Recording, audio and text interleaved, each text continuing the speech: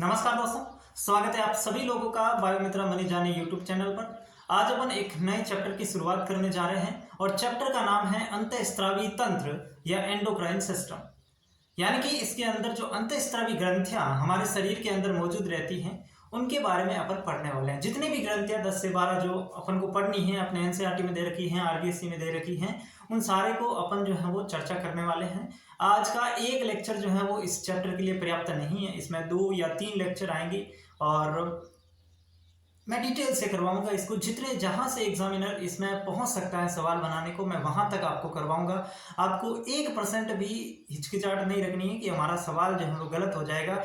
मैं जो जो चीज़ें बताऊं उतनी चीज़ें भी अगर आप दिमाग में रख लोगे, आपका सवाल गलत होने के कोई चांस नहीं है। ठीक है, तो अपन एंडोक्राइन सिस्टम को आज स्टार्ट कर रहे हैं। आज हमारी पहली क्लास है, इसमें अपन एंडोक्राइन सिस्टम को शुरू करेंगे। ठीक है, तो अगर आप चैनल पर नए हैं, पहली बार मुझे देख रहे हैं, तो आप चैनल को सब्सक्राइब कर लेना, क्योंकि कंप्लीट बायोलॉजी मैं आपको पढ़ाऊंगा। लैब असिस्टेंट के लिए, चाहे आप सेकेंड ग्रेड की तैयारी कर रहे हैं उसके लिए भी, आप अन्य नर्सिंग एग्जाम के लिए, आप नीट की तैयारी कर रहे हैं, किसी भी एग्जाम की आप तैयारी कर रहे हो और हिंदी माध्यम में आप पढ़ना चाहते हैं, तो मैं आपको एक सफिशिएंट कंटेंट दे रहा हूँ। फ्री के अंदर आपको वो सारी चीज़ें प्रोवाइड करवा रहा हूँ जो आप किसी बड़ी से बड़ी कोचिंग में जाके एक मोटी रकम देके आप उसके जो प्राप्त करना चाहते हैं, वही चीज़ आपको यहाँ पे फ्री ऑफ कॉस्ट मिल रही है। ठीक है, तो अपन स्टार्ट करते हैं बिना किसी टाइम वेस्ट के। सबसे पहले हमें इस चैप्टर में तो पढ़ना है अंतःस्रावी ग्रंथि के बारे में, लेकिन आपने सुना जरूर होगा कि ग्रंथियां जो हैं वो 3 प्रकार की होती हैं। नहीं सुना है तो आज सुन लो। ग्रंथियां कितने प्रकार की होती हैं? 3 प्रकार की होती है। कौन कौन सी? एक अंतःस्रावी ग्रंथि, एक बहिःस्रावी ग्रंथि और एक मिश्रित ग्रंथि, है ना। एंडोक्राइन ग्लैंड, एक्सोक्राइन ग्लैंड और मिक्स्ड ग्लैंड, ये 3 प्रकार की ग्रंथियां होती है। तो सर हमें तो पहले ये बता दो कि इन तीनों के अंदर डिफरेंस क्या है, फिर हम अंतःस्रावी ग्रंथि के बारे में पढ़ेंगे, है ना। हमें ये भी नहीं पता अंतःस्रावी क्या होती है, बहिःस्रावी क्या होती है, तो सीधे हम अंतःस्रावी पढ़ के क्या करेंगे। तो पहले मैं आपको इन तीनों के अंदर जो अंतर है वो क्लियर कर देता हूं, फिर अपन आगे बढ़ेंगे। सबसे पहले मैं अगर बात करूं अंतःस्रावी ग्रंथि की, तो अंतःस्रावी ग्रंथि से जो पदार्थ स्रावित होता है उसको अपन नाम दे देते हैं हार्मोन। पहली चीज ये ध्यान रखना कि जो अंतःस्रावी पदार्थ होता है, अंतःस्रावी ग्रंथि जो होती है उससे जो पदार्थ स्रावित होता है, या अंतःस्रावी ग्रंथि जिन पदार्थों का स्रावण करती है उसको हार्मोन कहते हैं। और बहिःस्रावी ग्रंथि जो है, एक्सोक्राइन ग्लैंड जो है, वो जिस पदार्थ का स्रावण करती हैं उसको हम नाम दे देते हैं एंजाइम। बात क्लियर हुई? यानी कि अंतःस्रावी ग्रंथि जो पदार्थ स्रावित करेगी वो हार्मोन, और बहिःस्रावी ग्रंथि जो पदार्थ स्रावित करेगी उसको हम एंजाइम कहते हैं। अब जो एंजाइम होते हैं ना, एंजाइम, ये इनके लिए एक विशिष्ट प्रकार की डक्ट होती है, उन नलियों के अंदर ये बहते हैं। नहीं समझ में आया? यानी कि मैं ये कहना चाह रहा हूं कि अंतःस्रावी ग्रंथि से जो एंजाइम, बहिःस्रावी ग्रंथि से जो एंजाइम स्रावित होते हैं वो एक पर्टिकुलर डक्ट में बहते हैं, यानी कि उनके बहने के लिए एक अलग नली होती है, उनके अंदर वो बहते हैं। लेकिन जो अंतःस्रावी ग्रंथि से हार्मोन स्रावित होते हैं उनके लिए पर्टिकुलर अलग से कोई डक्ट नहीं होती। तो सर तो वो किस में बहेंगे? तो वो बहेंगे ब्लड के साथ मिक्स होके, है ना। उनके लिए अलग से कोई नलिका नहीं होती, उनको ब्लड के साथ अंतःस्रावी ग्रंथियां ब्लड में मिक्स कर देती है हार्मोन को, और फिर वो अपने टारगेट पार्ट तक पहुंचता है ना। अब आप कहेंगे सर बहता क्यों है, उसको आगे क्यों जाना है? तो वो तो आगे धीरे धीरे समझ में आएगा ही, क्योंकि जहां पे इसका निर्माण होता है ना वहां पे इसका काम नहीं होता है, काम तो शरीर के किसी और भाग में है, तो वहां तक भी इसको पहुंचना है। वहां कैसे जाएगा? एंजाइम तो जाएगा, उनके पास पर्टिकुलर डक्ट होती है, उनके अंदर बहेगा। लेकिन अंतःस्रावी ग्रंथि से जो हार्मोन स्रावित होते हैं वो ब्लड के साथ मिक्स होकर के शरीर के विभिन्न भागों तक पहुंचते हैं। यानी कि आपने सुना होगा कि जो बहिःस्रावी ग्रंथि है इसको नलिका युक्त ग्रंथि भी कहते हैं। अब आपको क्लियर हो गया नलिका युक्त ग्रंथि क्यों कहते हैं? क्योंकि इसका स्रावण एंजाइम एक अलग नली में बहता है, इसलिए नलिका युक्त ग्रंथि। और अंतःस्रावी ग्रंथि को हम नलिका विहीन ग्रंथि कहते हैं। इसको क्या कहते हैं? नलिका विहीन ग्रंथि, क्योंकि इससे जो पदार्थ स्रावित होता है जिसको हम हार्मोन कहते हैं वो ब्लड के साथ मिक्स होकर के शरीर के विभिन्न भागों तक पहुंचता है। फिर आती है मिक्स्ड ग्लैंड, मिश्रित ग्रंथि। इसको समझाने की आवश्यकता नहीं है, जिसमें बहिःस्रावी और अंतःस्रावी दोनों के गुण हो, जो एंजाइम भी स्रावित करती है और हार्मोन भी स्रावित करती है, वो होती है मिश्रित ग्रंथि। दोनों का मिक्स हो गया, सिंपल सी बात। ठीक है, तो अब मैं इसको लिख देता हूं, समझा मैंने आपको दिया।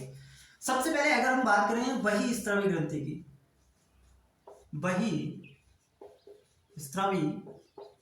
ग्रंथि। बहिस्रावी ग्रंथि को अपन कहते हैं एक्सोक्राइन ग्लैंड। Exocrine gland. इसके अंदर आपको ये चीज ध्यान में रखनी है कि इससे जो पदार्थ स्रावित होता है, स्रावित होने वाला पदार्थ जो है वो क्या कहलाता है? वो कहलाता है एंजाइम। वो क्या कहलाता है? एंजाइम। और ये जो एंजाइम है ये नलियों में बहता है, और नलियों में बहता है। इसी वजह से जो बहिस्रावी ग्रंथि है इसको अपन कह देते हैं नलिका युक्त ग्रंथि।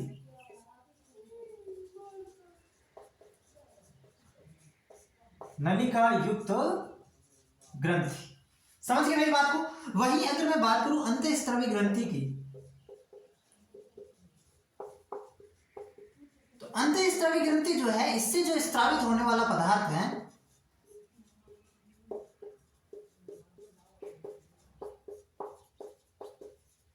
वो कहलाता है हार्मोन। और ये कौन? हार्मोन रक्त के साथ मिलकर बहता है। रक्त के साथ मिलकर के शरीर के विभिन्न भागों तक पहुंचता है। विभिन्न भागों तक पहुंचता है।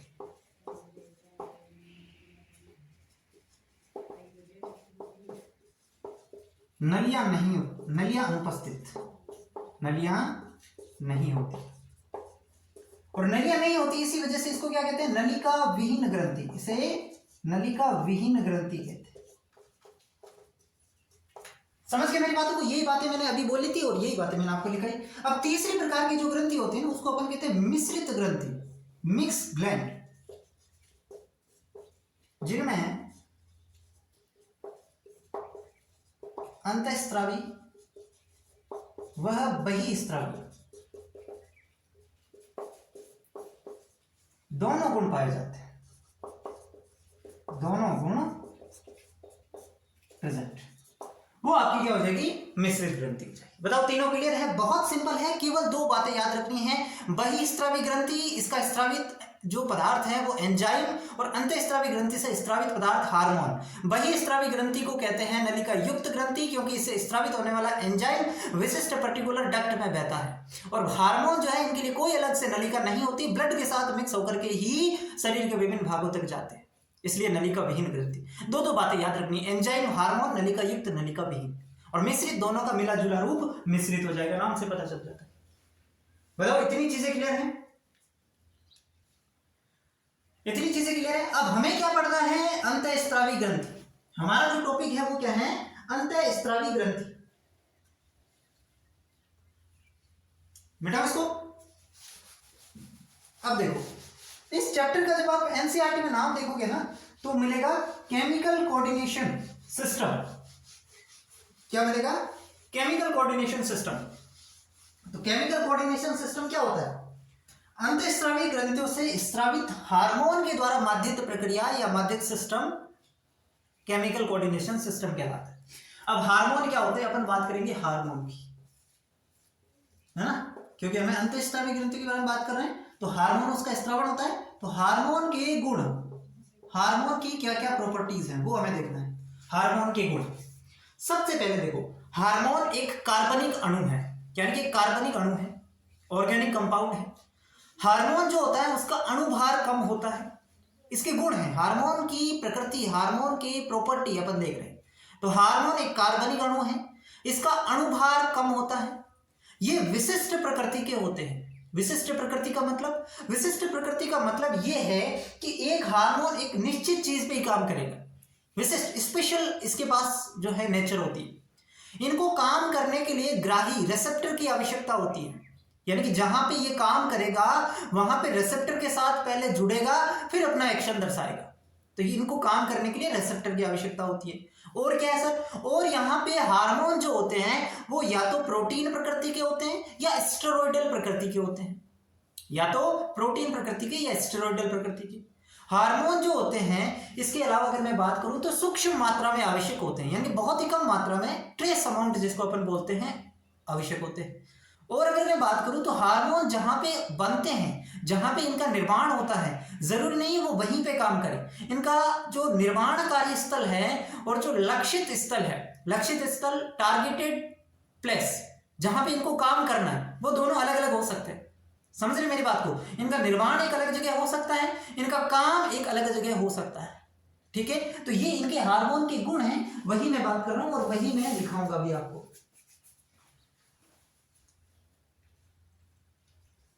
कार्बनिक अणु,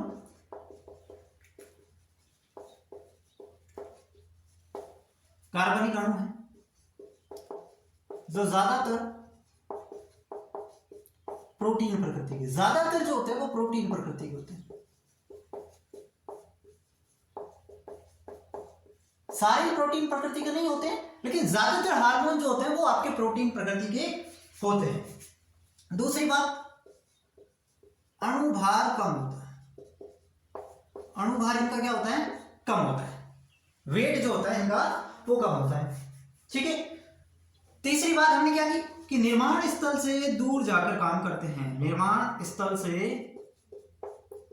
दूर जाकर लक्षित भाग पर कार्य करते हैं। लक्षित मतलब टारगेटेड पार्ट, लक्षित भाग पर कार्य करते हैं। यानी जहां पे इनका निर्माण हुआ है वहां पे ये काम नहीं करेंगे, दूर जाकर के जो इनका टारगेटेड प्लेस है वहां पे जाके काम करेंगे। और वहां पहुंचेंगे कैसे? ब्लड के साथ मिक्स होकर के। ये बात क्लियर है? चल, चौथी बात, विशिष्ट प्रकृति के होते हैं। विशिष्ट प्रकृति के होते हैं। पांचवा, सूक्ष्म मात्रा में आवश्यक, सूक्ष्म मात्रा में आवश्यक। छठा पॉइंट लिख लो।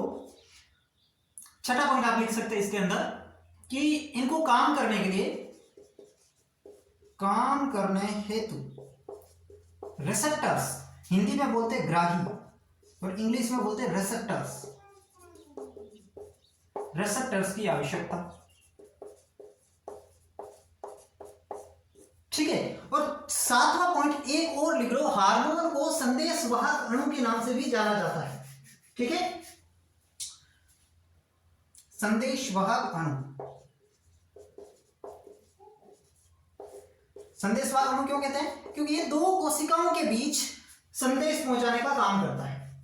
ठीक है, संदेशवाहक अणु हार्मोन को बोला जाता है। ये 7 इसके कैरेक्टर हैं, हार्मोन के गुण हैं। 7 गुण याद रख लो, इससे बाहर नहीं आएगा। अब इससे सवाल कैसे आ सकता है? सवाल ऐसे आ सकता है कि निम्न में से हार्मोन के संदर्भ में सही है या निम्न में से हार्मोन के संदर्भ में गलत है। वो आपको 5 स्टेटमेंट दे दे, 3 स्टेटमेंट दे दे, फिर option they they first and third right है या फर्स्ट एंड फोर्थ राइट है। समझ रहे मेरी बात को? तो ये सारे गुण आपको पता होने चाहिए हार्मोन के। सिंपल है, अगर आप 3-4 बार इनको ध्यान से देखोगे याद हो जाएगा। भाई कार्बनिक अणु है, अणुभार कम होता है, विशिष्ट प्रकृति के होते हैं, काम करने के लिए ग्राही की आवश्यकता, सूक्ष्म मात्रा में आवश्यक, संदेशवाहक अणु कहलाते हैं, ज्यादातर प्रोटीन प्रकृति के होते हैं। बस इतनी बातें हैं, लिख लो इसको। इतनी सी बातें हैं, लिख लो इनको।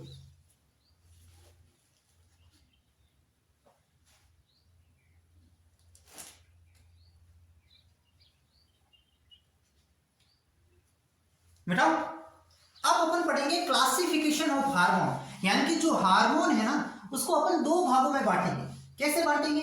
जैसे अपन ने विटामिन को 2 भागों में बांटा, एक तो होते हैं वाटर सोल्यूबल यानी कि जल में घुलनशील, और एक होते हैं वसा में घुलनशील। ठीक उसी प्रकार हार्मोन को भी 2 भागों में बांटेंगे। हार्मोन का वर्गीकरण, हार्मोन का वर्गीकरण, क्लासिफिकेशन ऑफ हार्मोन। और इनको हम कितने भागों में बांटेंगे? 2 भागों में बांटेंगे। कौन कौन से भाग है भाई? एक हो जाएगा lipid soluble hormone, lipid soluble hormone. Hindi में लिखना चाहो तो लिख सकते हो तो वसा में घुलनशील हार्मोन।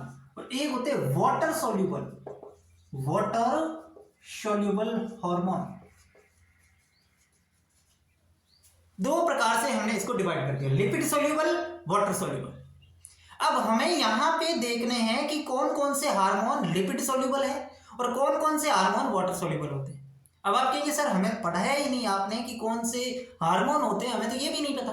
कोई बात नहीं, जब हम आगे धीरे धीरे बढ़ेंगे तो वो क्लियर होते जाएंगे। एक बार हम सारणी तो देख लेते हैं कि कौन से लिपिड सोल्यूबल है, कौन से वाटर सोल्यूबल है।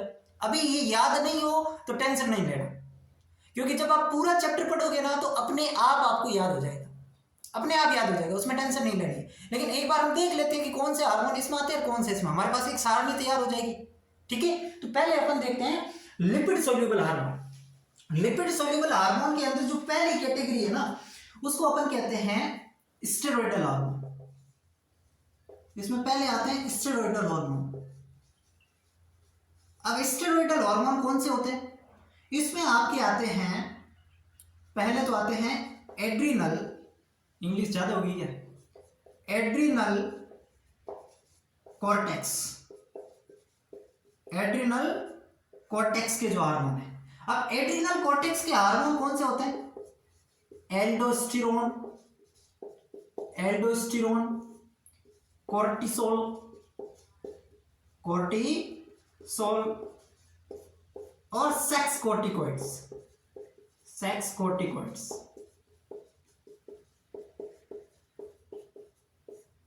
ठीक है, सेक्स कोर्टिकोइड्स। सबसे पहले आपको ये तो पता है कि हमारे शरीर में एक एड्रिनल ग्लैंड होती है जिसको हिंदी में कहते हैं अधिवृक्क ग्रंथि। अधिवृक्क ग्रंथि, वृक्क के ऊपर जो ग्रंथि पाई जाती है उसको अधिवृक्क ग्रंथि कहते हैं। अब अधिवृक्क ग्रंथि को जब हम पढ़ेंगे तो हम इसको दो पार्ट में डिवाइड करेंगे, एक कोर्टेक्स में और एक मेड्यूला में। तो एड्रिनल का जो कोर्टेक्स वाला भाग है उससे जो हार्मोन स्रावित होते हैं वो आपके लिपिड सोल्यूबल हार्मोन होते हैं। अब एड्रिनल कोर्टेक्स से कौन से हार्मोन स्रावित होते हैं? तीन नाम याद रखना, एल्डोस्टेरोन, कोर्टिसोल, सेक्स कोर्टिकोइड्स। तीन नाम याद रख लोगे, aldosterone, cortisol, sex corticoids.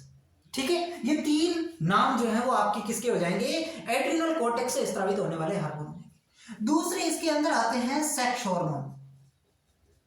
Sex hormone, sex hormone कौन से होते हैं? अगर मैं बात करूं मेल के केस में तो वो हो जाएगा टेस्टोस्टेरोन, टेस्टोस्टेरोन। और अगर मैं बात करूं फीमेल के केस में तो उसमें हो जाएगा एस्ट्रोजन, एस्ट्रोजन और प्रोजेस्टेरोन। ये तो सबको याद है, प्रोजेस्टेरोन, ये तो सबको याद है। तीन हार्मोन एड्रिनल कोर्टेक्स के, तीन hormone sex hormone, lipid soluble hormone है। और लिपिड सोल्यूबल में भी कौन से हैं? Steroidal hormone. It is done. चल, अगला जो इसके अंदर कैटेगरी है वो हार्मोन कहलाते हैं आयोडोथायरोसिन हार्मोन। आयोडोथायरोसिन हार्मोन, ये लिपिड सोल्यूबल के अंदर भी हमने दो कैटेगरी कर दी। कौन कौन सी? एक तो स्टेरॉयडल हार्मोन और एक आयोडोथायरोसिन हार्मोन। अब आयोडोथायरोसिन हार्मोन में आता है एक तो थायरोक्सिन, यानी कि थायराइड ग्रंथि से जो हार्मोन स्रावित होता है, हमारे गले के अंदर थायराइड ग्रंथि पाई जाती है, उससे जो हार्मोन स्रावित होता है उसको अपन क्या कहते हैं? थायरोक्सिन कहते हैं। हिंदी में लिख दूं, हिंदी में लिख देता हूं, थायरोक्सिन। ये थायरोक्सिन, ठीक है, इसको कहते हैं आयोडोथायरोसिन हार्मोन। ये जो थायरोक्सिन हार्मोन है इसके दो प्रकार है, एक T3 एक T4, एक T3 एक T4। T3 को पूरा नाम क्या होगा? जो आपने ऊपर नाम देखा ना, आयोडोथायरोसिन। T3 है मतलब ये ट्राई आयोडोथायरोसिन और T4 है मतलब ये टेट्रा आयोडोथायरोसिन है। पूरा नाम लिख लोगे, ऊपर जो नाम लिखा हुआ है उसके आगे ट्राई और टेट्रा करना है। तीन है तो ट्राई, चार है तो टेट्रा। ये थायरोक्सिन हार्मोन के दो प्रकार है, ट्राई आयोडोथायरोसिन, टेट्रा आयोडोथायरोसिन। ये हमारे लिपिड सोल्यूबल हार्मोन। कैसे याद रखोगे? बहुत सिंपल है। लिपिड सोल्यूबल हार्मोन यानी कि जो वसा में घुलनशील होते हैं। अब लिपिड सोल्यूबल को भी हमने दो कैटेगरी में डिवाइड कर दिया, एक स्टेरॉयडल हार्मोन, देखो कितना डीप जाके अपन पढ़ रहे हैं, एक स्टेरॉयडल हार्मोन और एक आपके आयोडोथायरोसिन हार्मोन। आयोडोथायरोसिन और स्टेरॉयडल। स्टेरॉयडल के अंदर कौन कौन से आते हैं भाई? तो सिंपल सी दो चीजें याद रखनी, एक तो एड्रिनल कोर्टेक्स के हार्मोन। अब एड्रिनल कोर्टेक्स में कौन से आ जाएंगे? एल्डोस्टेरोन, कोर्टिसोल, सेक्स कोर्टिकोइड्स और फिर sex hormone, testosterone, oestrogen, progesterone. फिर आते हैं आयोडोथायरोसिन। आयोडोथायरोसिन का मतलब क्या है कि ये जो हार्मोन है ना, इनको बनने के लिए एक तो आयोडीन की आवश्यकता होती है और एक टायरोसिन अमीनो एसिड की आवश्यकता होती है। नाम में दोनों नाम में ही आ रहे हैं, आयोडो मतलब आयोडीन और टायरोसिन, है ना। तो आयोडीन और टायरोसिन अमीनो एसिड, आयोडीन और टायरोसिन अमीनो एसिड जो है वो थायरोक्सिन हार्मोन बनने के लिए आवश्यक होते हैं। बताओ ये याद कर लोगे कि नहीं लोग? बहुत सिंपल है, 2-3 बार पढ़ोगे याद हो जाएगा। एक बार मैं फिर से बोल देता हूं, लिपिड सोल्यूबल हार्मोन दो प्रकार से, स्टेरॉइडल, आयोडोथायरोसिन। स्टेरॉइडल के अंदर कौन कौन से? एड्रिनल कॉर्टेक्स के हार्मोन। कौन कौन से? Aldosterone, cortisol, sex corticoid. Sex hormone कौन से हो जाएंगे? Oestrogen, progesterone, testosterone. आयोडोथायरोसिन यानी कि जिनको बनने के लिए आयोडीन और टायरोसिन अमीनो एसिड चाहिए। कौन कौन से हो जाएंगे? एक ही एंजाइम नाम याद रखना, थायरोक्सिन। एक ही हार्मोन, सॉरी, वो हार्मोन थायरोक्सिन। थायरोक्सिन के दो प्रकार है, T3, T4, ट्राई आयोडोथायरोसिन, टेट्रा आयोडोथायरोसिन। याद हुआ? याद हुआ? डन। चलो अब हम बात करेंगे किसकी? वाटर सोल्यूबल हार्मोन की। वाटर सोल्यूबल हार्मोन के अंदर पहले अपन वो एंजाइम पढ़ लेते हैं जिनका निर्माण अमाइनो एसिड से होता है, यानी कि अमाइनो एसिड से बनने वाले कौन कौन से ऐसे हार्मोन हैं जो अमाइनो एसिड से बनते हैं? तो एड्रिनल मेडुला के hormone, adrenal medulla, adrenal medulla के हार्मोन। एड्रिनल मेडुला के हार्मोन कौन से हैं? एड्रीनेलिन और नॉर एड्रीनेलिन, नॉर एड्रीनेलिन। यानी कि एड्रिनल मेडुला के जो हार्मोन है वो वाटर सोल्यूबल हार्मोन है, जबकि एड्रिनल कॉर्टेक्स के हार्मोन लिपिड सोल्यूबल हार्मोन है। याद रख लोगे, कंपेयर करके याद रखना, एड्रिनल कॉर्टेक्स के लिपिड वाले, एड्रिनल मेडुला के वाटर सोल्यूबल। अब एड्रिनल कॉर्टेक्स में 3 हार्मोन है, एड्रिनल मेडुला में 2 हार्मोन है, एड्रीनेलिन, नॉर एड्रीनेलिन। इनके एक एक नाम और होते हैं, याद रखना चाहो तो रख लो, मैं आगे लिखाऊंगा जब एड्रिनल ग्लैंड पढ़ाऊंगा। एक इसको कहते हैं एपिनेफ्रिन, इसको कहते हैं नॉर एपिनेफ्रिन, इसको कहते हैं एपिनेफ्रिन, इसको कहते हैं नॉर एपिनेफ्रिन। ठीक है, ये जो हार्मोन है इनके लिए टायरोसिन चाहिए। कौन सा अमीनो एसिड चाहिए? टायरोसिन अमीनो एसिड आवश्यक होता है, टायरोसिन। दूसरे जो हार्मोन है इसके अंदर एक आ जाएंगे सीराटोनिन, सीराटोनिन, और एक हो जाएगा मेलाटोनिन। ये भी 2 हार्मोन है, सीराटोनिन और मेलाटोनिन। ये जो हार्मोन है इनको बनने के लिए ट्रिप्टोफैन चाहिए।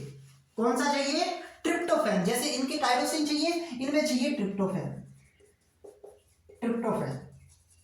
इनके लिए ट्रिप्टोफैन अमीनो एसिड चाहिए, क्योंकि हमने पढ़ा भी क्या है, जो अमीनो एसिड से बनते हैं, तो अमीनो एसिड से, टायरोसिन से ये बनते हैं, ट्रिप्टोफैन से ये बनते हैं।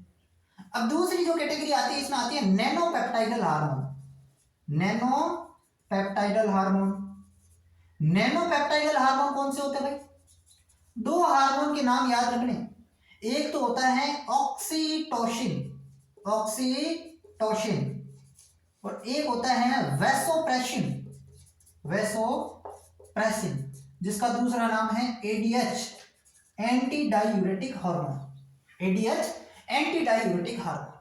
यानी कि इसके अंदर आपको अमीनो एसिड से बनने वाले हार्मोन, जिसके अंदर एड्रिनल मेडुला के अंदर एड्रिनलिन और नॉर एड्रिनलिन जो कि टायरोसिन अमीनो एसिड से बनते हैं, सीराटोनिन और मेलाटोनिन जो कि ट्रिप्टोफैन से बनते हैं। फिर नैनोपेप्टाइडल हार्मोन ऑक्सीटोसिन और वैसोप्रेसिन जो आपकी हाइपोथैलेमस की पश्चपाली के अंदर ये रहते हैं, पीयूष ग्रंथि के। ठीक है, ये धीरे धीरे मैंने कहा ना आपको समझ आ जाएगा। अगर आपको अभी लग रहा है कि मुझे याद नहीं होगा, मैं आपको लास्ट में इसको एक बार और रिवाइज करवाऊंगा, एकदम दिमाग में आ जाएगा। ये तो कोई चीज नहीं इतनी भारी। और इसके अलावा जो भी बच्चे ना वो सारे इसमें आ जाएंगे। तुम तो लिपिड सोल्यूबल याद रख लेना और इतने याद रख लेना, सवाल इसमें से ही मिलेगा 101%। ठीक है, चलो स्क्रीनशॉट ले लो इसका, इसका स्क्रीनशॉट ले लो।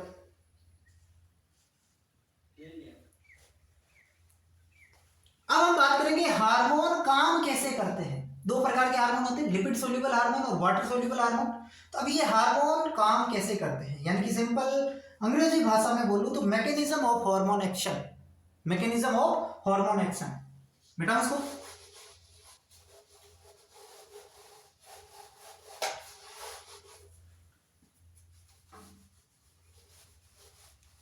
मैकेनिज्म ऑफ हार्मोन एक्शन, यानी कि हार्मोन काम कैसे करते हैं।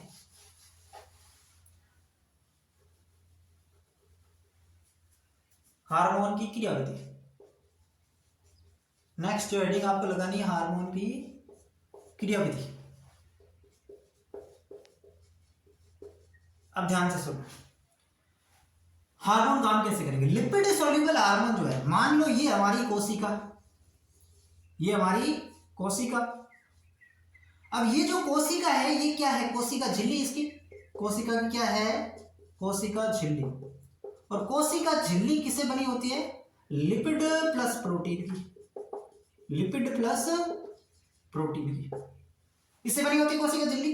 तो जो लिपिड सोल्यूबल हार्मोन होते हैं ना, वो इसके रेसेप्टर जो होते हैं वो यहाँ पे नहीं होते। क्यों, क्योंकि मान लो ये लिपिड सोल्यूबल हार्मोन है, ये यहाँ से इसको आसानी से क्रॉस कर जाएगा। क्यों, क्योंकि लिपिड की तो झिल्ली बनी होती है और लिपिड के ये होते हैं, तो ये लिपिड में आसानी से घुलनशील होते हैं। यानी कि लिपिड सोल्यूबल हार्मोन इसमें जो झिल्ली है इसको आसानी से क्रॉस कर लेंगे और यहाँ पे जाके इनके रेसेप्टर बने होते हैं। यहाँ पे समझ रहे मेरी बात को, लिख देता हूं, लिपिड सोल्यूबल हार्मोन कोशिका झिल्ली को आसानी से पार कर लेते हैं।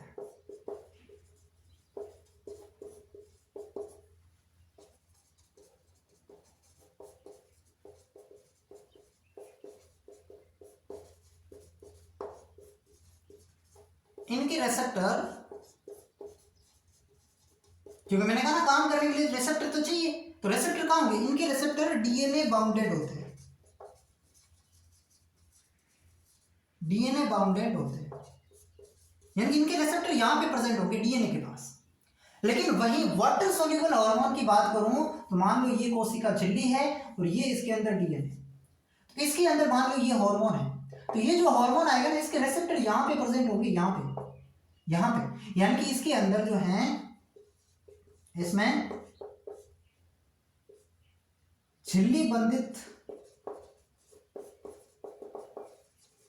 ग्राही होते हैं, झिल्ली बंधित ग्राही होंगे, यानी कि ये हार्मोन आएगा और ये रेसेप्टर है, ये हार्मोन जब रेसेप्टर के साथ जुड़ेगा, हार्मोन, ये हार्मोन और ये रेसेप्टर जुड़ा, तो इसको कहते हैं हार्मोन रेसेप्टर कॉम्प्लेक्स, हार्मोन रेसेप्टर कॉम्प्लेक्स। और जैसे ही हार्मोन इस रेसेप्टर के साथ जुड़ेगा तो इस झिल्ली के अंदर जो साइटोप्लाज्म है ना, उसके अंदर सेकेंडरी मैसेंजर का निर्माण शुरू हो जाता है। क्या बन जाते हैं, द्वितीयक संदेशवाहक अणु, द्वितीयक संदेशवाहक अणु।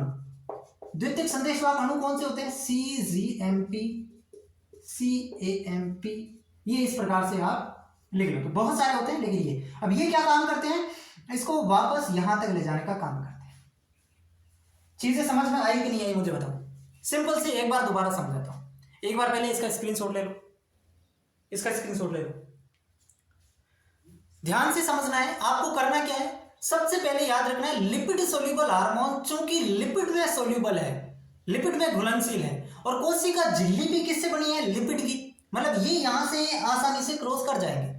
इतनी बात समझ पा रहे हो, ये यहां से आसानी से क्रॉस कर जाएंगे, तो इनके रेसेप्टर झिल्ली पर नहीं पाए जाते। लिपिड सोल्यूबल हार्मोन के रेसेप्टर कोशिका झिल्ली पर नहीं मिलेंगे, तो कहां पे मिलेंगे, मिलना तो जरूरी है, क्योंकि हमने पहले भी बात की कि जो हार्मोन है उनको काम करने के लिए रेसेप्टर की आवश्यकता होती है। ठीक है सर, अब यहाँ पे इनके जो रेसेप्टर्स है वो डीएनए बाउंडेड होते हैं, डीएनए के पास ही होते हैं, क्योंकि यहां तक तो ये आराम से आ जाएगा और डीएनए के पास रेसेप्टर मिल जाएगा, तो वहां पे अपना काम कर लेगा।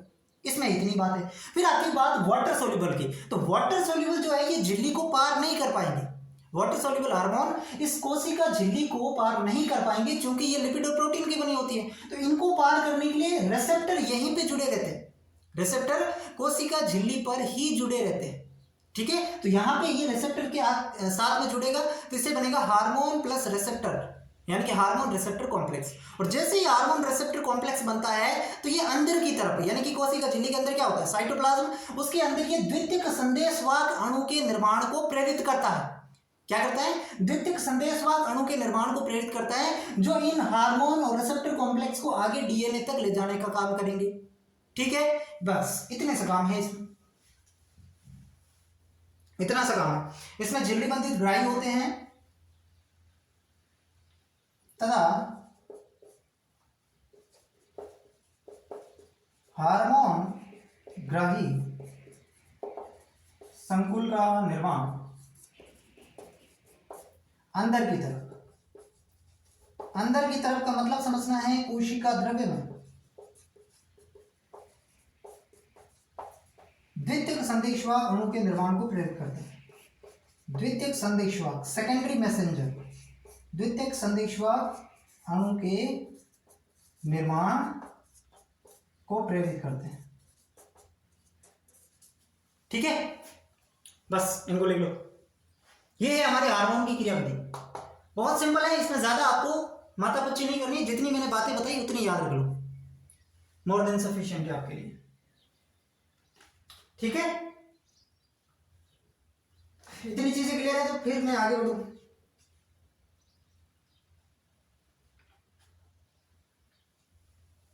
बेटा इसको चल, अब हमने क्या क्या पढ़ दिया एक बार फिर से देखें तो सबसे पहले हमने पढ़ा कि भाई अंतःस्रावी ग्रंथि, बहिस्रावी ग्रंथि और मिश्रित ग्रंथि क्या होती है, ये पढ़ा। अंतःस्रावी ग्रंथि जो हार्मोन का स्त्रावण करेगी, नलिका विहीन ग्रंथि होती है, यानी कि हार्मोन ब्लड के साथ मिक्स होकर ही बहते हैं। बहिस्रावी ग्रंथि जो एंजाइम का स्त्रावण करती है, नलिका युक्त ग्रंथि है, यानी कि इनके लिए विशेष प्रकार की डक्ट होती है जिनके अंदर एंजाइम बहते हैं, और मिश्रित ग्रंथि दोनों का मिला जुला रूप। फिर हमने देखा कि भाई हार्मोन के गुण क्या है, तो हार्मोन का अणुभार कम होता है, हार्मोन जो होते हैं विशिष्ट प्रकृति के होते हैं, काम करने के लिए ग्राही की आवश्यकता होती है, सूक्ष्म मात्रा में आवश्यक होते हैं, कार्बनिक अणु होते हैं, ज्यादातर प्रोटीन प्रकृति के होते हैं, संदेशवाहक अणु कहा जाता है। ये हार्मोन के गुण हो गए। फिर हमने पढ़ा कि सबसे पहले हार्मोन जो है उनको दो भागों में बांटा, एक लिपिड सोल्यूबल, एक वाटर सोल्यूबल। लिपिड सोल्यूबल में कौन कौन से आ जाएंगे, लिपिड सोल्यूबल में एड्रिनल कोर्टेक्स के हार्मोन जितने भी एल्डोस्टेरोन, कोर्टिसोल, सेक्स कोर्टिकोइड्स। फिर आपके सेक्स हार्मोन में एस्ट्रोजन, प्रोजेस्टेरोन और टेस्टोस्टेरोन। फिर आपका आयोडोथायरोसिन आ जाएगा जिसमें आपका थायरोक्सिन हार्मोन T3 और T4। फिर वाटर सोल्यूबल के अंदर एड्रिनल मेडुला के हार्मोन एड्रिनलिन और नोरएड्रेनालिन जो कि टायरोसिन अमीनो एसिड से बनते हैं, और फिर मैंने बात की सेरोटोनिन और मेलाटोनिन की जो ट्रिप्टोफैन अमीनो एसिड से बनते हैं। फिर नैनोपेप्टाइडल हार्मोन जिसमें दो आते हैं, ऑक्सीटोसिन और वैसोप्रेसिन। फिर हमने बात की इनकी क्रियाविधि की, तो लिपिड सोल्यूबल हार्मोन जो है वो झिल्ली को आसानी से पार कर जाएंगे, क्योंकि लिपिड में तो वैसे ही घुलनशील होते हैं, तो इनके जो रिसेप्टर्स होते हैं वो डीएनए बाउंडेड रिसेप्टर्स होते हैं, वहां पे ये जाके काम करेंगे। जबकि वाटर सोल्यूबल हार्मोन के रिसेप्टर्स झिल्ली पर ही उपस्थित होते हैं, इसलिए इन्हें कहते हैं झिल्ली बंधित रिसेप्टर्स या मेम्ब्रेनस बाउंडेड रिसेप्टर्स। अब यहाँ पे जैसे ही वो झिल्ली के साथ हार्मोन जुड़ेगा, रिसेप्टर के साथ हार्मोन जुड़ेगा, तो रिसेप्टर हार्मोन कॉम्प्लेक्स बनेगा, और ये रिसेप्टर हार्मोन कॉम्प्लेक्स जो है वो अंदर की तरफ साइटोप्लाज्म में सेकेंडरी मैसेंजर्स, द्वितीयक संदेशवाहक अणु के निर्माण को प्रेरित करता है। वो द्वितीयक संदेशवाहक अणु जो है इस कॉम्प्लेक्स को डीएनए तक पहुंचाने में सहायता करता है। डन है। अब हमें देखना है कि हमारे शरीर में जो अंतःस्रावी ग्रंथि है वो कहां कहां पे है। हमारे शरीर में अंतःस्रावी ग्रंथि कहां कहां पे उपस्थित होती है, कौन कौन सी होती है, ये भी तो जानना है, तो वो देखते हैं। सबसे पहले एक रफली डायग्राम में बना रहा हूं, इसको अदरवाइज मत लेना तुम, क्योंकि डायग्राम तो आपको पता ही मैं कैसा बनाता हूं।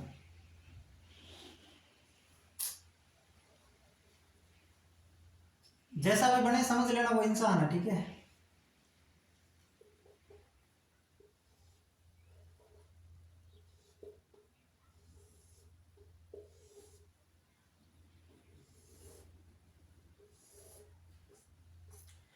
ठीक है, ये अपना इंसान है। अब हमें पढ़ना है कि कौन कौन सी अंतःस्रावी ग्रंथि कहां कहां पे है। तो सबसे पहले मैं सिर से शुरू करता हूं, पैर तक जाऊंगा, सिर से पैर तक जाऊंगा। सिर के अंदर सबसे ऊपर यहां पे जो ग्रंथि बनती है ना, उसको नाम दे देते हैं हाइपोथैलेमस।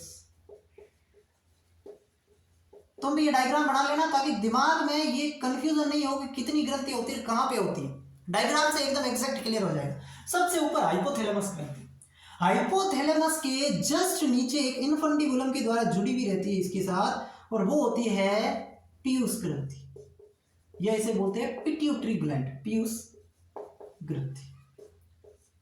और एक ग्रंथि ठीक आपके ललाट के सामने यहां पे एक ग्रंथि पाई जाती है जिसको अपन कहते हैं पीनियल ग्रंथि।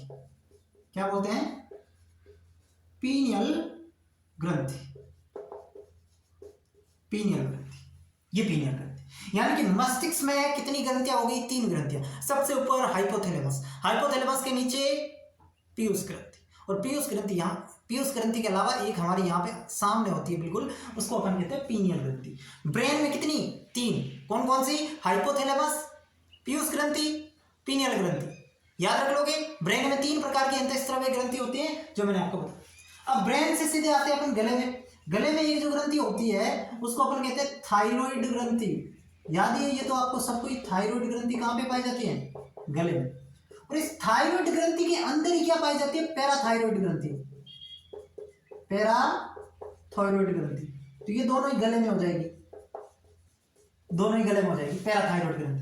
तीसरी हमारे वक्ष स्थल के अंदर यहाँ पे ठीक बीचों बीच स्टर्नम के पास जो पाई जाती है, स्टर्नम के पीछे की तरफ जो पाई जाती है उसको कहते हैं थाइमस ग्रंथि।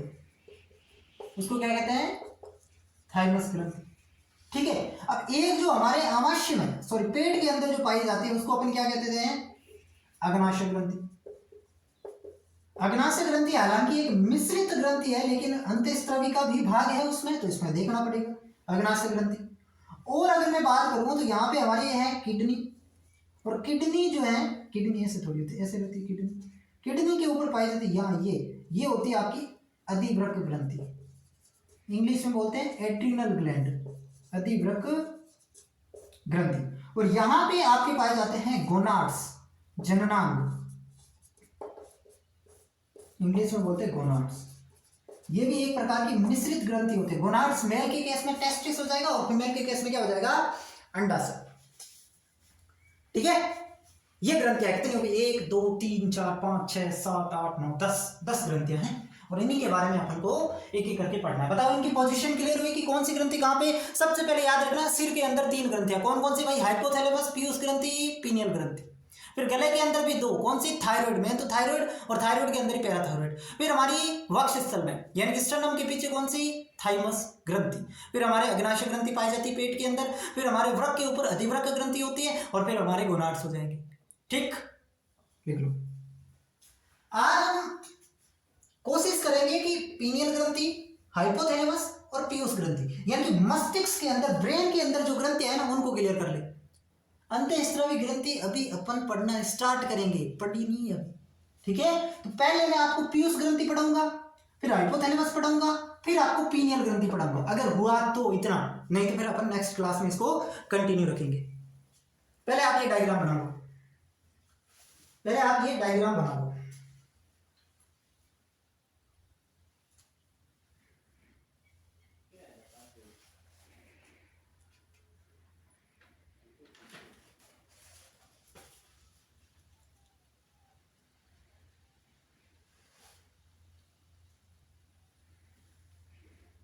बेटा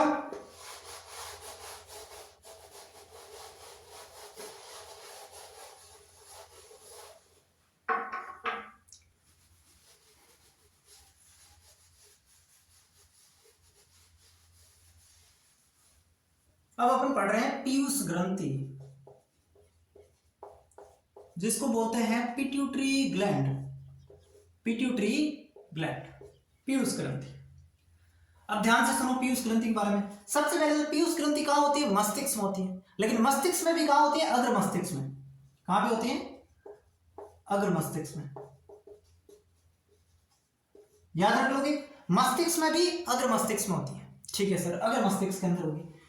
दूसरी इसकी स्थिति और देखिए तो स्पेनोइड जो बोन होते हैं, स्पेनोइड बोन, स्पेनोइड बोन यानी हड्डी के सेला टर्सिका, सेला टर्सिका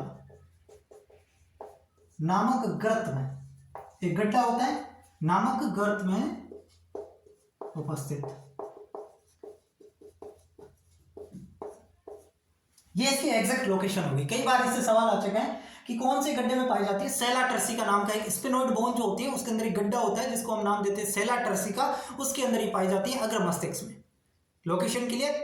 अग्र मस्तिष्क के अंदर स्पेनोइड बोन के सेला टर्सिका नामक गड्ढे में, गर्त में पाई जाती है। अग्र मस्तिष्क के अंदर भी एक भाग होता है डायनसेफेलोर, उसके अंदर पाई जाती है, लेकिन इतना याद नहीं रखना। ठीक है, चलो अब देखो पीयूष ग्रंथि जो होती है वो एक मटर के दाने की आकृति की होती है, मटर के दाने की आकृति की होती है, इतनी छोटी सी होती है। ठीक है, इसी को हम क्या नाम दे देते हैं? मास्टर ग्रंथि कहते हैं। अब ये मास्टर ग्रंथि क्यों कहते हैं ये हम धीरे धीरे आगे समझ लेंगे, अभी इसको समझाना सही नहीं है। इसको मास्टर ग्रंथि कहते हैं।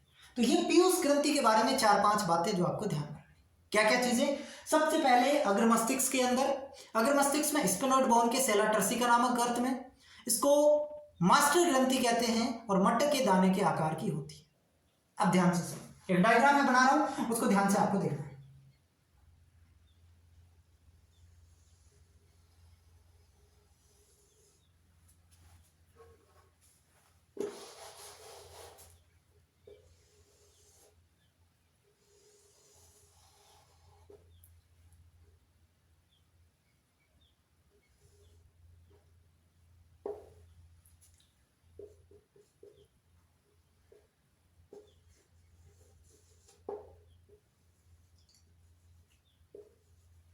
ये डायग्राम।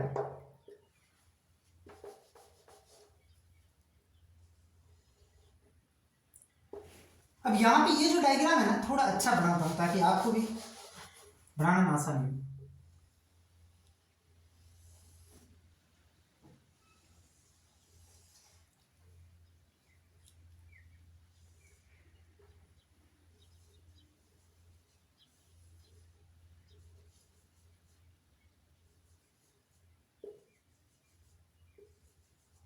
ये डायग्राम।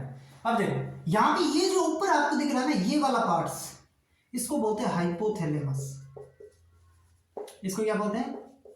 हाइपोथैलेमस। और ये जो नीचे वाला ये वाला पार्ट्स है ना, इसको बोलते हैं पीयूष ग्रंथि। ये आपकी पीयूष ग्रंथि। हाइपोथैलेमस और पीयूष ग्रंथि आपस में जुड़े हुए रहते हैं इनफंडिबुलम के द्वारा, यानी बीच वाला पार्ट हो जाएगा इनफंडिबुलम। समझ रहे मेरी बात को? ऊपर हाइपोथैलेमस, नीचे पीयूष ग्रंथि, और पीयूष ग्रंथि हाइपोथैलेमस के द्वारा एक इनफंडिबुलम द्वारा जुड़ी हुई रहती है। समझ रहे? हाइपोथैलेमस से पीयूष ग्रंथि इनफंडिबुलम द्वारा जुड़ी हुई रहती है। तो ऊपर हाइपोथैलेमस, हाइपोथैलेमस के नीचे पीयूष ग्रंथि किससे जुड़ी हुई है? इनफंडिबुलम से। पता क्लियर? अब पीयूष ग्रंथि जो है, इसके अंदर आपको दो पालियां नजर आ रही है, एक ये पाली, एक ये पाली। तो इसको बोलते हैं अग्रपाली। इसको बोलते हैं अग्रपाली, या दूसरा नाम इसको कहूं तो एडिनोहाइपोफाइसिस। एडिनोहाइपोफाइसिस। और इसको बोलते हैं पश्चपाली, यानी कि न्यूरोहाइपोफाइसिस।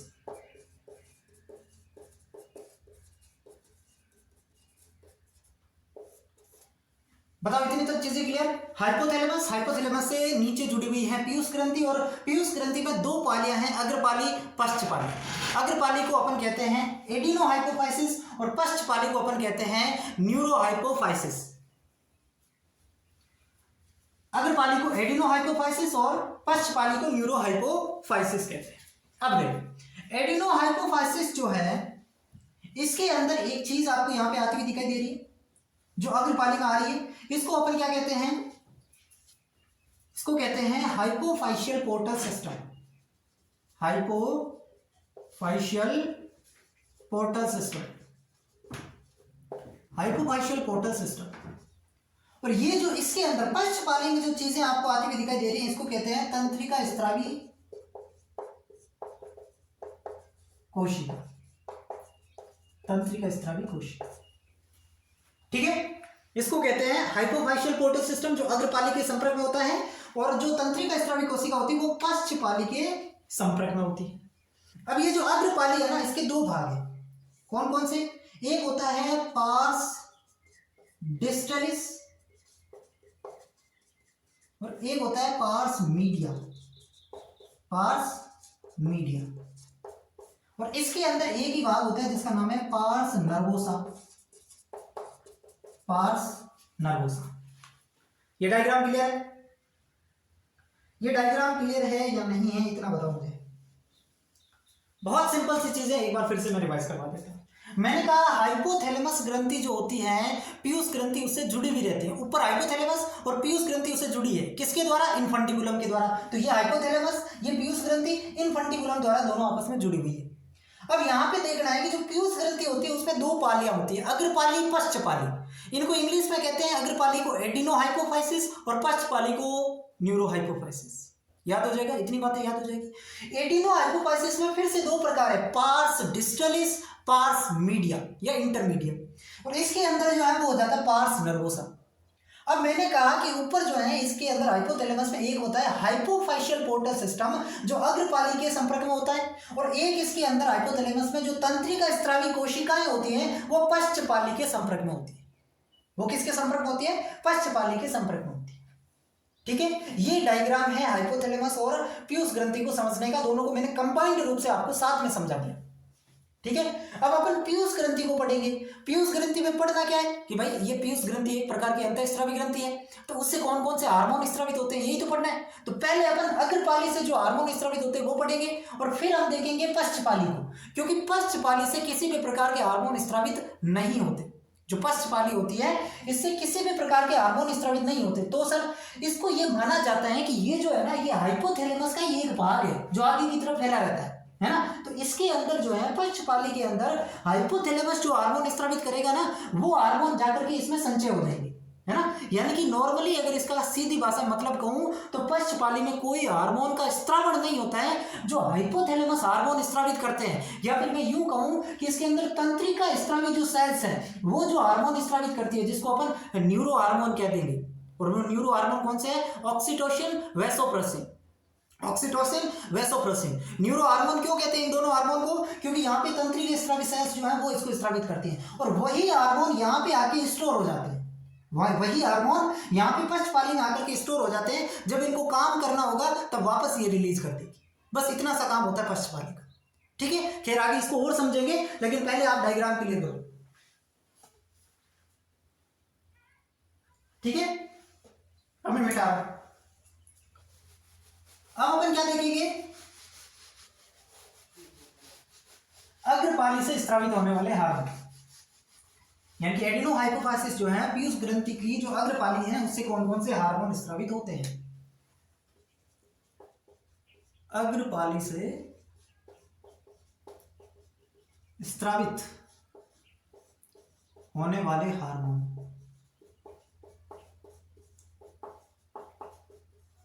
इसमें बहुत सारे हार्मोन है। पहले हार्मोन की अगर मैं बात करूं तो उसका नाम है gonadotrophin. Gonadotrophin, gonadotrophin hormone. Gonadotrophin hormone याद रह जाएगा। अग्रपाली के अंदर स्रावित होने वाला पहला हार्मोन गोनेडोट्रोफिन। अब अपन हार्मोन स्टार्ट कर चुके हैं। गोनेडोट्रोफिन दो प्रकार का होता है। एक होता है LH जिसको कहते हैं ल्यूटिनाइजिंग हार्मोन, ल्यूटिनाइजिंग हार्मोन। और दूसरा होता है इसके अंदर FSH यानी कि फॉलिक्यूलर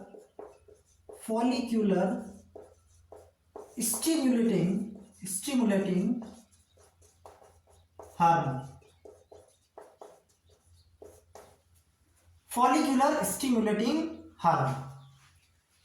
गोनेडोट्रोपिन हार्मोन ने हमने फिर से दो भागों में बांट दिया, LH FSH। पूरा नाम luteinising hormone, follicular stimulating hormone. अब ये हार्मोन क्या काम करते हैं? LH की अगर मैं बात करूं तो ये मेल के अंदर क्या करेगा और ये फीमेल के अंदर क्या करेगा। वही FSH की बात करूं तो ये मेल के अंदर क्या करेगा और फीमेल के अंदर क्या करेगा। देखो मैं एक तरीके से आपको पढ़ा रहा हूं, इसको कई तरीके से पढ़ाया जा सकता है, लेकिन मैं एक ऐसे सीक्वेंस में आपको पढ़ाने की कोशिश कर रहा हूं ताकि आपको लंबे समय तक याद रहे। पहले गोनेडोट्रोपिन हार्मोन पढ़ा, फिर हमने इसको दो भागों में बांटा, LH FSH, luteinising hormone, follicular stimulating hormone.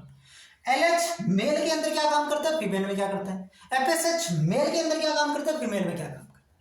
एक एक करके पढ़ते हैं। अब इसको ट्रिक से पढ़ते हैं। देखो LH मेल के अंदर क्या काम करेगा, L से LH और L से लीडिंग सेल, है ना।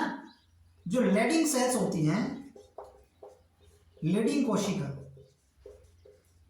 उस पे ये काम करेगा। LH किस पे काम करेगा, लीडिंग कोशिका काम करेगा और टेस्टोस्टेरोन के स्रावन को प्रेरित करेगा, टेस्टोस्टेरोन के स्रावन।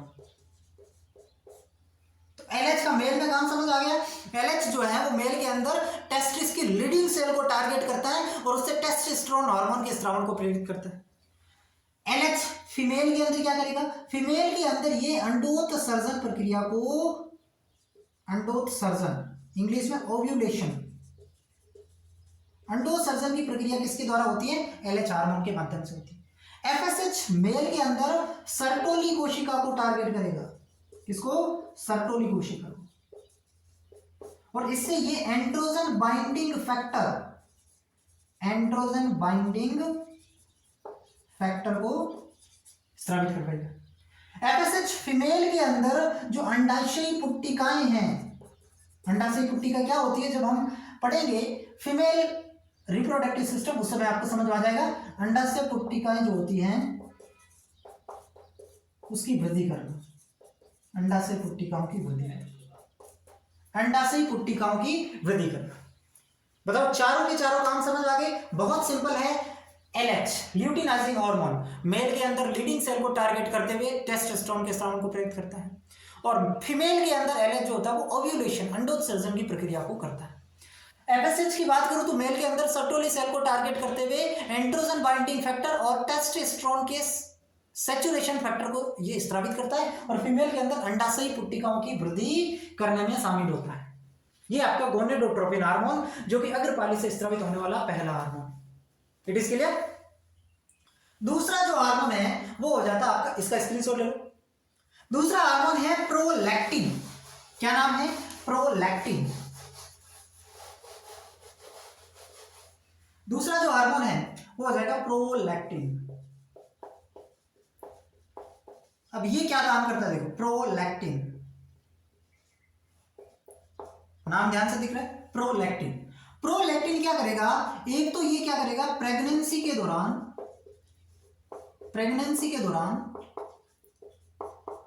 स्तन ग्रंथियों में वृद्धि करना, स्तन ग्रंथियों में वृद्धि करना, इसलिए इसको कहते हैं मीमोट्रोफिक हार्मोन। मीमोट्रोफिक हार्मोन क्यों? क्योंकि प्रेगनेंसी के दौरान जो स्तन ग्रंथियां हैं उसके आकार में बढ़ोतरी करने का काम कौन करता है? आपका प्रोलैक्टिन हार्मोन करता है। दूसरा काम ये क्या करेगा? स्तन ग्रंथियों की वृद्धि तो करेगा ही, स्तन ग्रंथियों की पुप्पिका कोशिकाओं से दुग्ध स्रावण को प्रेरित करना, दुग्ध स्रावण को प्रेरित करना, इसलिए इसे कहते हैं लैक्टोजेनिक हार्मोन। Lactogenic hormone. दो काम है इसके, पहले तो स्तन ग्रंथियों की वृद्धि करना, पहले तो स्तन ग्रंथियों को बढ़ाना, इस वजह से मीमोट्रोपिक हार्मोन, और दूसरा उस स्तन ग्रंथियों को बढ़ाने के पश्चात उसके अंदर जो कुप्पिका कोशिका है, एल्वियोली सेल्स हैं, उससे दूध के स्रावण को प्रेरित करना। ये दोनों काम किसके हो जाएंगे? प्रोलैक्टिन के हो जाएंगे। एक काम, दो काम। प्रोलैक्टिन क्लियर है? प्रोलैक्टिन क्लियर है? तीसरा जो इसमें हार्मोन आ जाएगा उसको कहते हैं TSH। पूरा नाम है thyroid stimulating hormone. Thyroid stimulating hormone ये क्या काम करेगा? थायराइड ग्रंथि से, नाम से ही पता चल रहा है वैसे तो, थायराइड ग्रंथि से थायरोक्सिन हार्मोन के स्रावण को प्रेरित करता है। थायरोक्सिन हार्मोन के स्रावण को प्रेरित करता है, स्रावण को प्रेरित करता है। समझ गए मेरी बात को? ये TSH का काम हो गया। सिंपल काम है, कोई इतने ज्यादा नहीं है, 5-6 एंजाइम इसके अंदर अपन को पढ़ने हैं। TSH के लिए चलो अगला होता है MSH। MSH क्या होता है? Melanocyte stimulating hormone. Melanocyte stimulating hormone की टाइम लगा चुप रह जाए। मेलेनोसाइट स्टिमुलेटिंग हार्मोन पूरा नाम क्या हो जाएगा? मेलेनोसाइट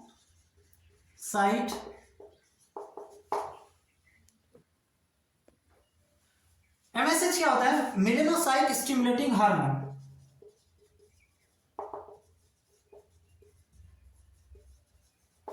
ठीक है, MSH ये क्या काम करता है? त्वचा की जो मेलेनोसाइट सेल है, त्वचा की मेलेनोसाइट सेल से मिलेनिन वर्णक, मिलेनिन जो पिगमेंट होता है, त्वचा की मेलेनोसाइट सेल में से मिलेनिन पिगमेंट जो होता है उसके स्रावण को प्रेरित करना, के स्रावण को प्रेरित करना, ये इसका काम हो जाएगा। देखो मैं थोड़ा सा फास्ट चल रहा हूं, लेकिन इसमें ऐसी कुछ चीजें है ही नहीं। हम अंतःस्रावी ग्रंथि की जो अग्रपाली है, पीयूष ग्रंथि की, उससे स्रावित होने वाले हार्मोन पढ़ रहे हैं। पहला गोनेडोट्रोपिन हार्मोन जिसमें LH और FSH, फिर हमने पढ़ा दूसरा कौन सा पढ़ा? प्रोलैक्टिन पढ़ा। प्रोलैक्टिन के दो काम याद रखने, एक तो स्तन ग्रंथियों की वृद्धि को बढ़ाना और दूसरा जो है वो स्तन ग्रंथियों की कुपिका कोशिकाओं से दूध स्राव को प्रेरित करना। दो दो नाम उसके अलग थे, मिमोट्रोपिक, लैक्टोजेनिक। फिर हमने पढ़ा थायराइड स्टिमुलेटिंग हार्मोन, नाम से ही पता चल रहा है थायराइड ग्रंथि से थायरोक्सिन हार्मोन के स्राव को प्रेरित करेगा, TSH। फिर हमने पढ़ा MSH यानी मेलेनोसाइट स्टिमुलेटिंग हार्मोन, तो ये जो मेलेनोसाइट सेल है उससे मेलेनिन पिगमेंट के स्राव को प्रेरित करेगा, है ना। बहुत सिंपल सिंपल काम है। अगला जो हार्मोन, ये हमारा चौथा हार्मोन शायद है, और जो इसके अंदर एक हार्मोन हमें पढ़ना है वो है एड्रीनोकोर्टिकोट्रोफिक हार्मोन।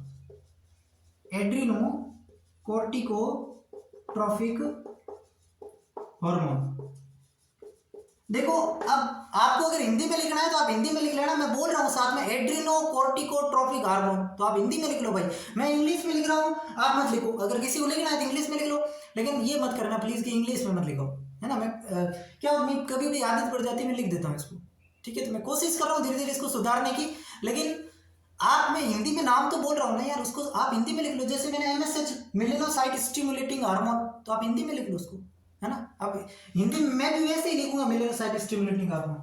एड्रीनोकोर्टिकोट्रोफी क्या करता है, ये एड्रिनल ग्लैंड जो होती हैं के कॉर्टेक्स भाग के हार्मोन। अब आपको समझ आ गया एड्रिनल कॉर्टेक्स के हार्मोन कौन से, हम पहले ही पढ़ चुके हैं। भाग के हार्मोन को स्रावण हेतु प्रेरित करता है,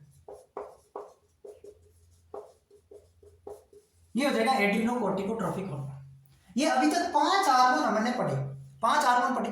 अब आपको यहाँ पे देखना है कि जो विभिन्न प्रकार के जो अग्रपाली से हार्मोन स्रावित होते हैं वो किसी न किसी ग्रंथि से हार्मोन के स्रावण का काम करेंगे। कोई एड्रिनल ग्लैंड पे काम कर रहा है, कोई थायराइड ग्रंथि पे काम कर रहा है, कोई मेलेनोसाइट सेल पे काम कर रहा है, यानी कि किसी न किसी हार्मोन को ये स्रावण करने का काम करेंगे। और हमने शुरुआत में पढ़ा कि पीयूष ग्रंथि को मास्टर ग्रंथि कहते हैं। क्यों कहते हैं, क्योंकि शरीर की जितनी भी अंतःस्रावी ग्रंथियां हैं उनको नियंत्रण करने का काम पीयूष ग्रंथि करती है। और अब आप देख रहे हैं कि पीयूष ग्रंथि से जितने भी हार्मोन स्रावित हो रहे हैं वो दूसरी अंतःस्रावी ग्रंथियों के हार्मोन को कंट्रोल, रेगुलेट कर रहे हैं, समझ रहे हैं। एड्रीनोकोर्टिकोट्रोपिक हार्मोन क्या कर रहा है, एड्रिनल ग्लैंड से हार्मोन के स्रावण को प्रेरित कर रहा है, ठीक है। और ये हार्मोन किसका है, पीयूष ग्रंथि का, समझ रहे मेरी बात को। तो इसलिए इसको मास्टर ग्लैंड कहते हैं। अब एक लास्ट हार्मोन और बचा है अग्रपाली वाला, वो है ग्रोथ हार्मोन। पहले इसका स्क्रीनशॉट ले लो।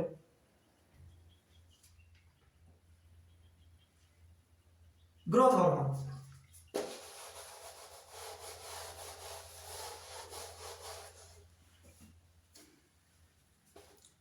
छठा नंबर बचा हुआ है ग्रोथ हार्मोन। इसको हिंदी में कहते हैं वृद्धि हार्मोन। क्या कहते हैं, वृद्धि हार्मोन। और इसका दूसरा नाम है सोमेटोट्रोफिक, सोमेटोट्रोफिक। ये ग्रोथ हार्मोन है। ये जो है ना, ये किसी के स्रावण को प्रेरित नहीं करेगा, इसका काम अलग ही होता है। ये शरीर की वृद्धि में शामिल होता है, शरीर की वृद्धि में शामिल होता है। कैसे, प्रोटीन संश्लेषण को बढ़ाकर, प्रोटीन संश्लेषण को बढ़ाकर पेशीय वृद्धि करना, ठीक है। कैल्शियम के स्तर को बढ़ाकर, कैल्शियम के स्तर को बढ़ाकर अस्थियों की लंबाई में वृद्धि करना, अस्थियों की लंबाई में बढ़ोतरी करना, ये काम इसके होते हैं। और तीसरा काम इसका एक और होता है, ये रक्त में ग्लूकोज लेवल को बढ़ाता है, ग्लूकोज लेवल को बढ़ाता है। इसलिए इसे कहते हैं हाइपरग्लाइसेमिक हार्मोन, हाइपरग्लाइसेमिक हार्मोन, ठीक है। हाइपरग्लाइसेमिक हार्मोन क्यों कहते हैं हाइपरग्लाइसेमिक, क्योंकि ग्लूकोज के लेवल को बढ़ाता है तो हाइपर, और अगर कोई कम करता है तो वो हाइपोग्लाइसेमिक हो जाएगा, है ना। बढ़ाता है तो हाइपर, कम करता है तो हाइपो, तो ये बढ़ा रहा है मतलब हाइपोग्लाइसेमिक हार्मोन हो जाएगा। ग्रोथ हार्मोन के लिए ये ग्रोथ हार्मोन, ठीक है। अब अग्रपाली से जो हार्मोन स्रावित होते हैं वो क्लियर है। 6 हार्मोन हमने पढ़े, 6 हार्मोन आपको याद होने चाहिए। गोनाडोट्रोपिन, TSH, MSH, एक आपका हो जाएगा ग्रोथ हार्मोन। एक कौन सा पढ़ा था, जो भी 6 हार्मोन आपने पढ़े थे वो आपको याद होने चाहिए, ठीक है बेटा। इसको अब हम पढ़ेंगे पश्चपाली से स्रावित होने वाले हार्मोन। दो ही हार्मोन है और 2 ही मिनट का काम है। पश्चपाली से स्रावित होने वाले हार्मोन। पश्चपाली से जो हार्मोन स्रावित होते हैं, एक तो होता है, सबसे पहले तो ये लिख लो कि पश्चपाली से कोई हार्मोन स्रावण नहीं होता, कोई हार्मोन स्रावण नहीं होता। इसमें हाइपोथैलेमस द्वारा स्रावित हार्मोन का संचय होता है। और ये जो हाइपोथैलेमस द्वारा स्रावित हार्मोन होते हैं, इनको अपन न्यूरो हार्मोन कहते हैं। क्या कहते हैं? Neuro hormone.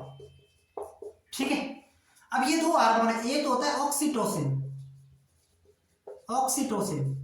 ऑक्सीटोसिन हार्मोन जो होता है, इसको अपन बर्थ हार्मोन भी कहते हैं, बर्थ हार्मोन।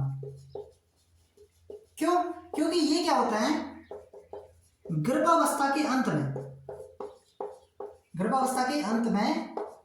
प्रसव प्रक्रिया के दौरान, भाई गर्भावस्था के अंत में तो प्रसव प्रक्रिया होती है, प्रसव प्रक्रिया के दौरान गर्भाशय की जो मायोमेट्रियम है, गर्भाशय के अंदर 3 लेयर होती है, एंडोमेट्रियम, पेरीमेट्रियम, मायोमेट्रियम, बीच वाली लेयर होती है मायोमेट्रियम। तो गर्भाशय की मायोमेट्रियम में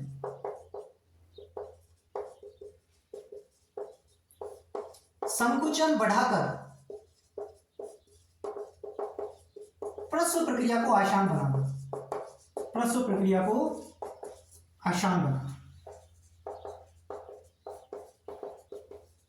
समझ में आएगा? बहुत आसान है। ऑक्सीटोसिन को बर्थ हार्मोन कहते हैं। बर्थ यानी कि बच्चे के जन्म के दौरान ये हार्मोन बहुत ज्यादा काम का होता है, क्योंकि जब प्रसव प्रक्रिया होती है, प्रेगनेंसी होती है, उस समय जो मायोमेट्रियम है गर्भाशय की, माँ की जो मायोमेट्रियम है, उसमें तीव्र कॉन्ट्रैक्शन करेगा और उस वजह से जो बेबी का जन्म है वो उसकी सुगम बनाता है, प्रक्रिया को सुगम बनाने का काम करता है। सुगम का मतलब समझते हो, इजी बनाता है।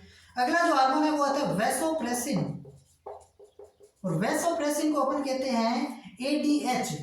एडीएच का पूरा नाम है anti diuretic hormone. ADH anti diuretic hormone, नाम से पता चल रहा है, देखो ध्यान से सुनोगे। एंटी डाईयूरेटिक, यूरेटिक मतलब मूत्र बनना, और मूत्र एंटी मतलब मूत्र बनने की प्रक्रिया के ये विरोधी होता है, यानी कि मूत्र के निर्माण को विरोधी करता है। मतलब कि नेफ्रॉन की डीसीटी व संग्राहक नलिका, नेफ्रॉन हम पढ़ चुके हैं, संग्राहक नलिका में से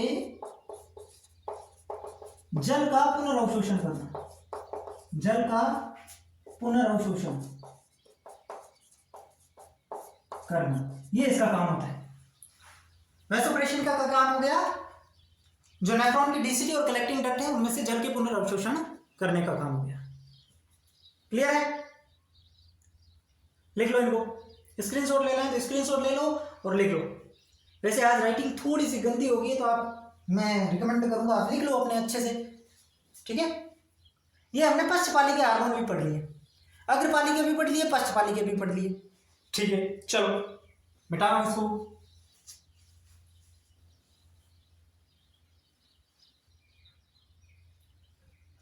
मिटाओ,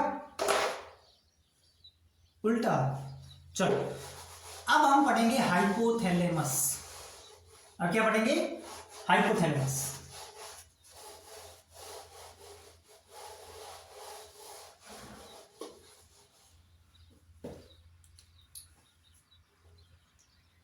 लेकिन इससे पहले रोग पढ़ लेते हैं कि पीयूष ग्रंथि से संबंधित कौन से रोग होते हैं। पीयूष ग्रंथि से संबंधित रोग कौन कौन से रोग हैं? देखो, अगर ग्रोथ हार्मोन ज्यादा स्रावित हो गया है ना, ऊपर का मतलब ज्यादा स्रावित हो गया, तो इससे 2 प्रकार के रोग होते हैं। एक तो होता है गिग्नेटिज्म और एक होता है एक्रोमीगली। मतलब इसमें शरीर का जो आकार है ना वो विशालकाय हो जाता है, जैसे कि ग्रेट खली वगैरह जो आकृति आपने देखी होगी वो उनके अंदर एक्रोमीगली प्रकार की डिजीज होती है। तो ये तो ग्रोथ हार्मोन जब ज्यादा हो जाता है तब की बात है, ठीक है?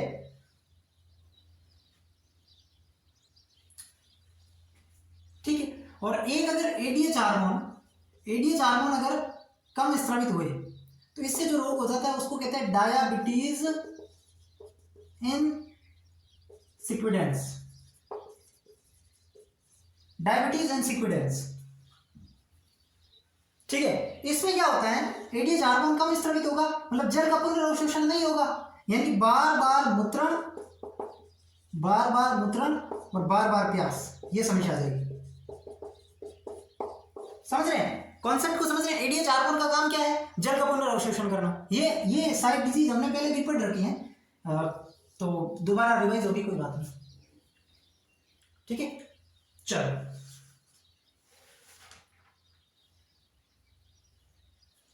बेटा इसको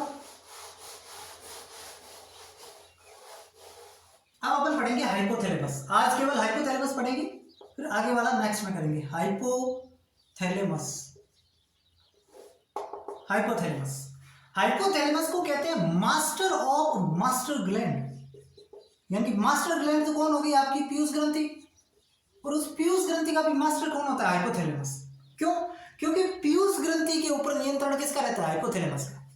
पीयूष ग्रंथि के ऊपर नियंत्रण किसका रहता है, हाइपोथैलेमस। हाइपोथैलेमस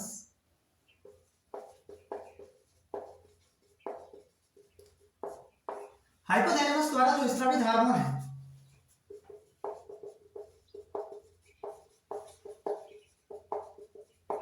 वो पिट्यूटरी मतलब समझते हो, पीयूष ग्रंथि, पिट्यूटरी ग्लैंड की सक्रियता का नियमन करते हैं।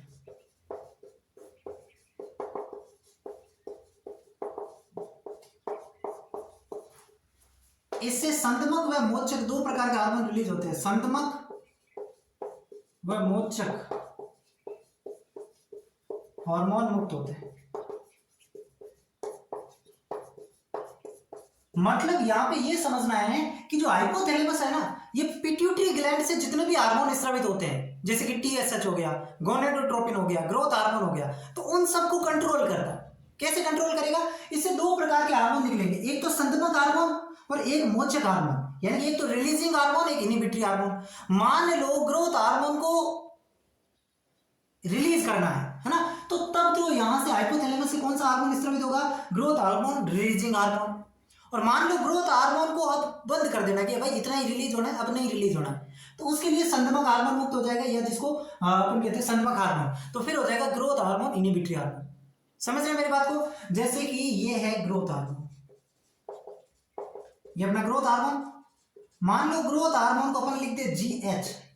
अगर इसको स्रावन को बढ़ाना है तब तो यहाँ पे हाइपोथैलेमस से GHRH स्रावित होगा, जिसका मतलब ग्रोथ हार्मोन, रिलीजिंग हार्मोन। और अगर इसके स्रावन को कम करना है तो इससे स्रावित हो जाएगा GHIH, है ना। तो ये GHRH, GHIH ये इसके हार्मोन है, किसके, हाइपोथैलेमस के, ठीक है। ये मोचक हार्मोन कहते हैं इनको, और इनको कहते हैं संदमक हार्मोन। उसी प्रकार अगर मैं बात करूं प्रोलैक्टिन की, प्रोलैक्टिन, तो यहाँ पे प्रोलैक्टिन के अंदर एक तो हो जाएगा RH जो इसके स्राव को बढ़ाएगा, और एक प्रोलैक्टिन IH जो इसके स्राव को कम करेगा। जैसे कि मैं बात करूं TSH, तो TSH में एक हो जाएगा RH, एक हो जाएगा IH। जैसे कि बात करूं MSH, तो एक हो जाएगा RH, एक हो जाएगा IH। तो ये जो RH और IH लगे हुए हार्मोन है ना, ये आपके हाइपोथैलेमस के हार्मोन है।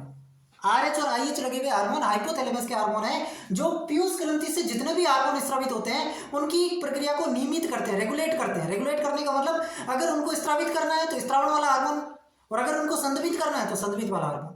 इस हाइपोथैलेमस के पास दोनों प्रकार के हार्मोन होते हैं, स्रावित करने वाले भी हार्मोन होते हैं जिनको अपन मोचक हार्मोन कह देते हैं, और संदमित करने वाले भी हार्मोन होते हैं जिनको संदमक हार्मोन कहते हैं। इंग्लिश में इसको RH क्यों लिखते हैं, RH का मतलब होता है रिलीजिंग हार्मोन, IH का मतलब इनहिबिटरी हार्मोन। समझ रहे मेरी बात को। तो ये दोनों प्रकार के हार्मोन जो कौन स्रावित करता है, हाइपोथैलेमस। इसलिए हाइपोथैलेमस को कहते हैं मास्टर ऑफ मास्टर ग्लैंड, है ना। तो ये जो है आज हमने इतनी चीजें पढ़ी। पीनियल ग्रंथि को हम नेक्स्ट क्लास में करेंगे, और मैं कोशिश करूंगा कि अगली क्लास में आपका चैप्टर समाप्त हो जाए। फिर भी अगर नहीं हो गए तो अपन 2 क्लास ले लेंगे, ठीक है। आज की क्लास आपको कैसी लगी मुझे जरूर बताएंगे। कुछ चीजें मैंने फास्टली लिखी है, लेकिन लिखी सारी है, तो आप अपने खुद के नोट्स बनाओगे तो अच्छी राइटिंग में बना लेना, उनको कोई दिक्कत नहीं है, ठीक है। सारी चीजें मैंने आपको एक एक पॉइंट लिखवा दिया, इससे बाहर सवाल नहीं जा सकता, ठीक है। आज की क्लास में इतना ही रखते हैं, धन्यवाद।